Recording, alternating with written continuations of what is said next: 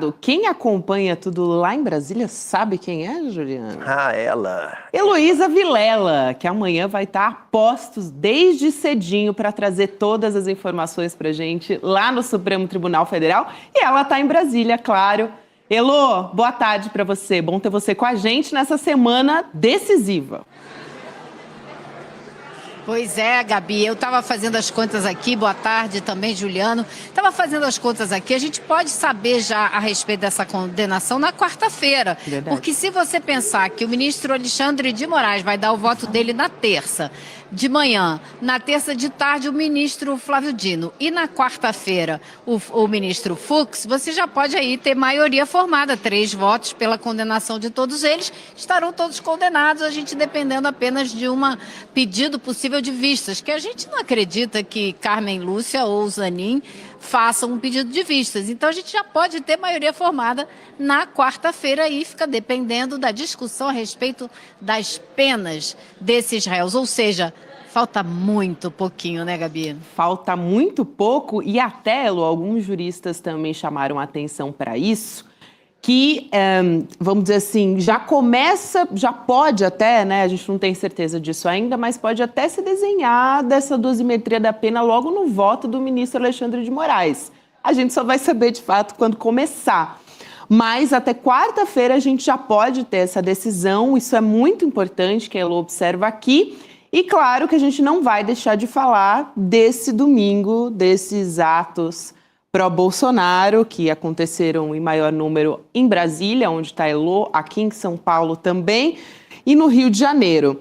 Em São Paulo, a gente teve aquela cena deplorável, é até difícil de achar a palavra, né? Mas foi aquela bandeira gigantesca dos Estados Unidos no meio da Avenida Paulista. A gente está vendo as imagens, para você que nos acompanha em vídeo, tem uma bandeira estendida dos Estados Unidos no meio da multidão. Teve Tarcísio também, a gente apostou, né, Juliano, que o Tarcísio de Freitas ia para a Avenida Paulista nesse final de semana. Claro que ele estava lá, porque agora muito interessa ao governador de São Paulo, e foi ele o grande articulador da anistia no Congresso na semana passada, né, Juliano? Vamos assistir uma fala do Tarcísio para a gente voltar a falar sobre esses atos do final de semana, do 7 de setembro? Vamos lá. Nós não vamos mais aceitar que nenhum ditador diga o que a gente tem que fazer. Ninguém aguenta mais a tirania de um ministro como Moraes. Ninguém aguenta mais o que está acontecendo nesse país. Esse foi um dos trechos ali da fala do Tarcísio, que estava querendo pressionar o Hugo Mota e os parlamentares a colocar a anistia em pauta, porque é do interesse dele, né, Elô? Olha, Gabi, o que eu soube há coisa de 10 minutos por um telefonema foi que o deputado Rui Falcão está terminando nesse minuto um pedido que fará ao Supremo Tribunal Federal que analise com muito cuidado essa fala do governador de São Paulo e decida se ela, por acaso, pode ser enquadrada como coação no curso do processo, ou seja, ele vai pedir uma investigação a respeito da conduta do Tarcísio para saber se ela fica muito parecida ou igual a que já colocou o ex-presidente Jair Bolsonaro nessas medidas cautelares e já colocou também o filho dele, Eduardo, numa possível ação penal, porque foi justamente por ter tentado interferir no curso do processo que Bolsonaro acabou preso em casa. Então, agora Rui Falcão está terminando essa peça e vai apresentar ainda hoje ao Supremo Tribunal Federal pedindo uma abertura de uma investigação. Então, não vai sair barato para o governador de São Paulo esse arrobo de extremismo direitista que ele apresentou na Avenida Paulista. É importante, né, Lu? Porque eu acho que o ato de ontem dos bolsonaristas na Paulista tem uma grande imagem, que é essa imagem da bandeira dos Estados Unidos, é algo muito impressionante. No 7 de setembro, dia da independência do Brasil, diante de um ataque sem precedentes que o Brasil sofre no campo econômico, mas também político, por parte dos Estados Unidos, essa é a bandeira que eles abrem na Avenida Paulista. Mas se o 7 de setembro dos bolsonaristas tem uma imagem muito simbólica, tem também uma fala muito simbólica, uma presença muito simbólica, que é a do Tarcísio de Freitas. Eu separei aqui, Elô, para você comentar, algumas manchetes da grande imprensa que foram publicadas hoje sobre a postura do Tarcísio. Olha só. Tarcísio faz seu mais duro ataque a Moraes e ao STF. Veja 7 frases do bolsonarista. Pela primeira vez, Tarcísio sendo tratado na grande imprensa pelo que ele é, que é um bolsonarista. Outra, Tarcísio em uma semana completa checklist do bolsonarismo que o bolsonarismo cobrava para a candidatura, apontando aquilo que a gente tem dito aqui sempre, que o Tarcísio precisava pagar uma fatura para o bolsonarismo e está fazendo isso essa semana. Outra, Tarcísio abraça bolsonarismo radical e antecipa a campanha de extremos. Aquele esforço da imprensa sempre de colocar o bolsonarismo como um contraponto ao lulismo ou à esquerda, nessa tentativa bizarra de equiparar aquilo que não é equiparável. E para mim, a melhor de todas, do Josias de Souza. Tarcísio faz striptease e pelado fica tão radical quanto o Bolsonaro. Parece que caiu a máscara, né, Heloísa? Essa manchete é muito boa. Eu vi uma charge muito boa também, que é uma charge com o rosto do Bolsonaro, e aí a figurinha começa a puxar o rosto e vira uma máscara, e sai a máscara e aparece a cara do Tarcísio embaixo. Ou seja, são várias maneiras de dizer a mesma coisa, que o Tarcísio finalmente abraçou a causa a qual ele sempre rendeu homenagens, da qual ele sempre participou. O bolsonarismo radical, de moderado ele nunca teve nada e nunca vai ter, né? Aquele candidato a governador e governador que leiloa empresa pública quebrando o martelo do leilão, não precisa ir muito mais longe.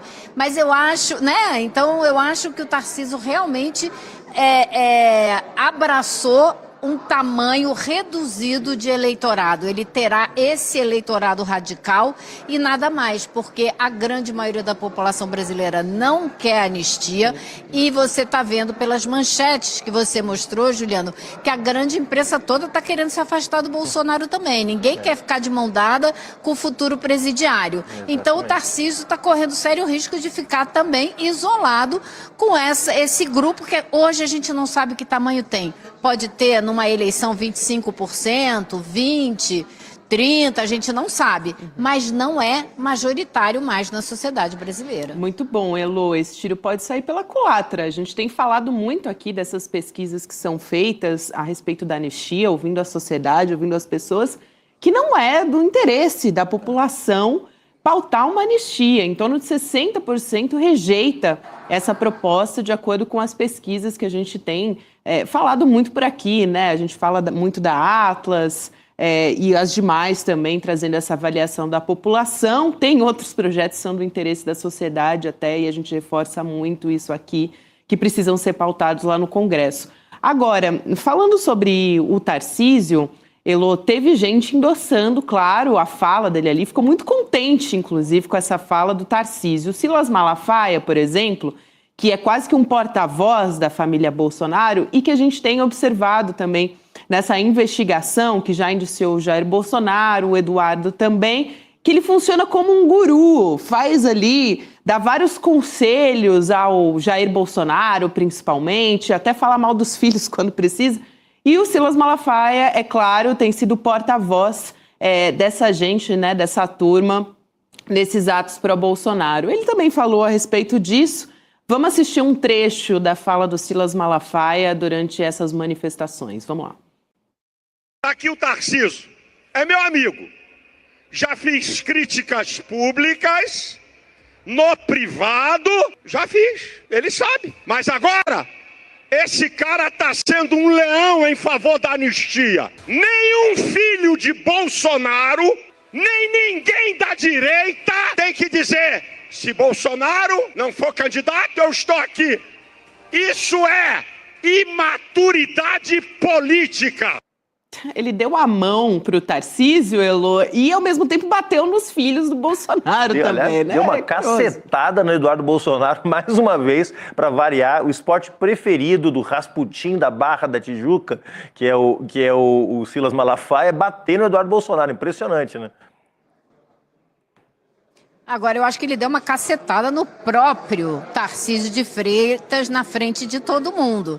Ao mesmo tempo que ele estava endossando, ele estava metendo cacete no Tarcísio de Freitas, né? Dizendo que ninguém tem que pegar o espólio do Bolsonaro, que para ficar no lugar do Bolsonaro tem que ter o sobrenome Bolsonaro. Ele chega uma hora que ele diz isso. Então, o próprio Tarcísio ficou com cara de tacho em cima do carro de som. Agora, Gabi, eu acho que você é muito boazinha de chamar o Malafaia de guru dessa turma toda, porque eu acho que ele é o grande chantagista. Ele é o grande cara que está extorquindo os compromissos, o cumprimento dos compromissos. E não é da base do meu amiguinho, vamos lá, subir no carro de som que eu paguei e participar da minha manifestação. É de uma maneira muito provavelmente, quase certamente, muito mais forte do que essa. Vamos lá pagar o teu caminho aberto na política, porque agora você deve para o Bolsonaro e você tem obrigação de subir lá, senão eu acabo com você,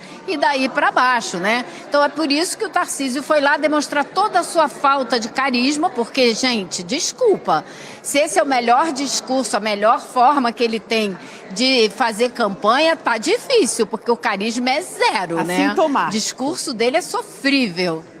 Nossa, pelo amor de Deus, para quem né? falava aqui em São Paulo, um clássico da política de São Paulo, que era chamar o ex-governador, hoje vice-presidente Geraldo Alckmin, de picolé de chuchu, porque era considerado um político sem graça. Olha, é realmente a Marilyn Monroe comparado com o Tarcísio de Freitas. É impressionante como o Tarcísio é sem graça, né? E Juliano e Elô, eu queria lembrar que na semana passada saiu uma matéria lá na Folha de São Paulo, da Ana Virginia Balussier, em que o Silas Malafaia, ele disse com todas as letras que ele já financiou atos bolsonaristas com dinheiro da editora dele, né? A Central Gospel. Eu acho que vale a pena aqui, já que a gente está falando desses atos aí pró-anistia, né, que são um golpe à democracia brasileira, a gente relembrar essa fala que o Silas Malafaia disse em público, assim, não falou nem off, como diz o jargão jornalístico. Falou em on mesmo, falou publicamente. Elô.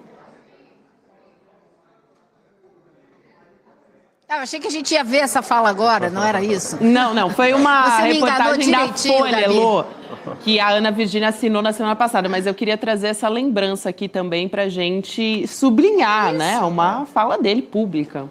Eu acho incrível porque ele se tornou o grande financiador e o grande nome da política da extrema-direita brasileira. É um negócio inacreditável, né? Ele é o cara que hoje está dando as cartas e dizendo para a família Bolsonaro o que fazer e mandando e desmandando no próprio Tarcísio de Freitas. Eu não sei como um cara como ele vai poder ser candidato a presidente dessa maneira. Tá complicada a história lá do lado da turma do Bolsonaro, né? Mas me parece que está bastante complicada. E chama atenção, né, Elô, Gabi, que na manifestação que antecede provavelmente a condenação do Bolsonaro, no 7 de setembro, que é uma data que os bolsonaristas sempre valorizaram muito, né, em torno desse patriotismo de Araque, né, que agora a gente descobre que é um patriotismo absolutamente subserviente aos interesses estrangeiros, mas que neste 7 de setembro, que antecede a condenação do grande líder do bolsonarismo, a gente só tenha no palanque como protagonistas o Silas Malafaia e o Tarcísio de Freitas, né? Você não se fala de Nicolas Ferreira, não se fala de Flávio Bolsonaro, não se falam dos outros nomes que pavimentaram a ascensão do extremismo de direita nos últimos anos.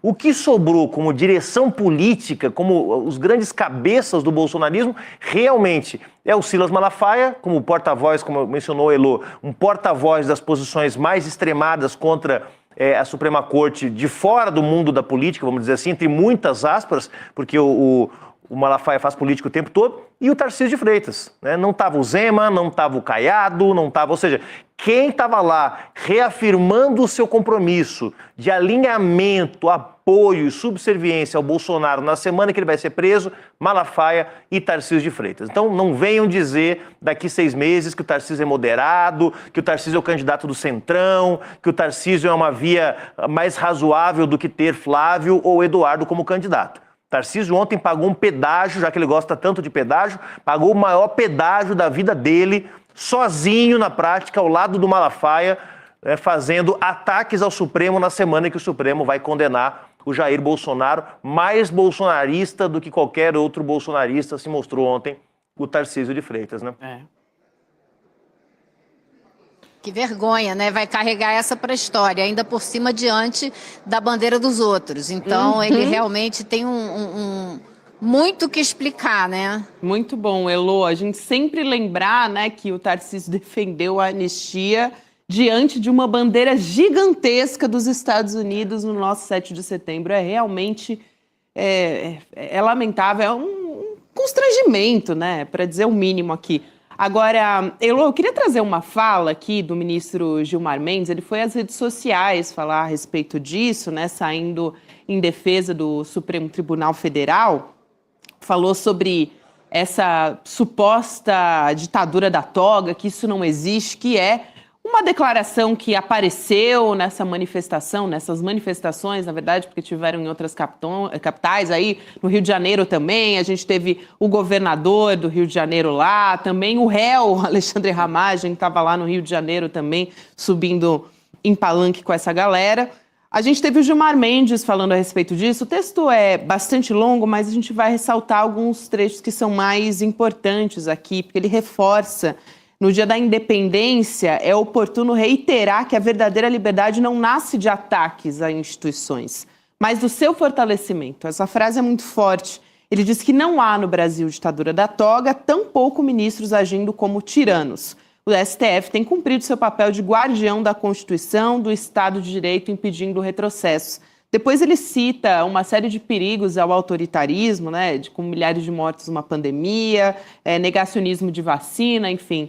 E diz que o que o Brasil realmente não aguenta mais são as sucessivas tentativas de golpe que ao longo da sua história ameaçaram a democracia e a liberdade do povo. Ele foi muito bem aqui nesse posicionamento, o Gilmar Mendes. Aqui só para fechar essas reações, Elô, o próprio presidente da Câmara dos Deputados, Hugo Mota, ele teve que se pronunciar a respeito, até porque está sendo muito pressionado, muito cobrado pelos bolsonaristas a pautar na Câmara dos Deputados, né?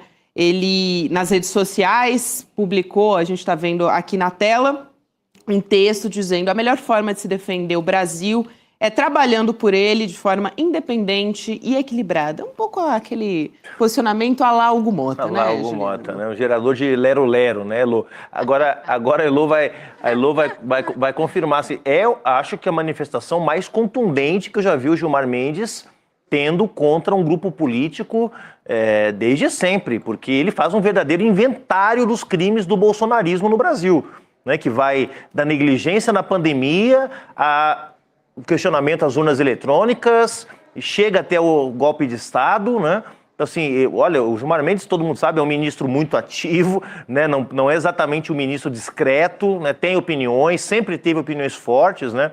Sempre está pronto a se posicionar, mas o que ele fez foi mais do que se posicionar, ele faz um inventário dos crimes do bolsonarismo, não é isso, Elô? Como é que repercutiu aí em Brasília essa fala do Gilmar Mendes? Exatamente, Juliano. E eu acho que tem outra coisa que eu queria destacar na fala dele, porque a gente sabe que o Gilmar Mendes, o ministro Gilmar Mendes, quando ele fala, ele usa um linguajar que metade das palavras a população brasileira mal entende. Ele foi claro, direto ao ponto, incisivo e fez o que é preciso fazer. Lembrar que o Bolsonaro está sendo julgado agora por tentativa de golpe, mas tem outros crimes tão ou mais sérios do que esses, como é o caso da pandemia. Bolsonaro tem que ser julgado pela morte de milhares de pessoas às quais ele recusou vacina, para as quais ele mandou tomar cloroquina, negou vacina, negou atendimento, negou oxigênio, ainda fez piada de todo mundo. Então esse é um crime pelo qual ele tem que ser julgado. Agora, acho que Gilmar Mendes foi muito feliz nas palavras que usou, foi muito claro, muito objetivo. Agora, eu acho, Juliano, como você disse, ele é um ministro ativo. Foi a sua maneira de expressar a maneira como o ministro Gilmar Mendes se movimenta na sociedade brasileira. Que eu, na minha maneira pessoal de ver, acho que nenhum ministro devia fazer. Acho que todos os ministros deviam ser bem discretos, distantes dos outros poderes, trabalhando ali na Suprema Corte. Eu gostaria mais de ver ministros do Supremo agindo dessa maneira. Não é assim que a banda toca aqui no Brasil, mas olhando assim, analisando apenas o discurso, acho que ele não poderia ter sido mais feliz e mais preciso. Excelente.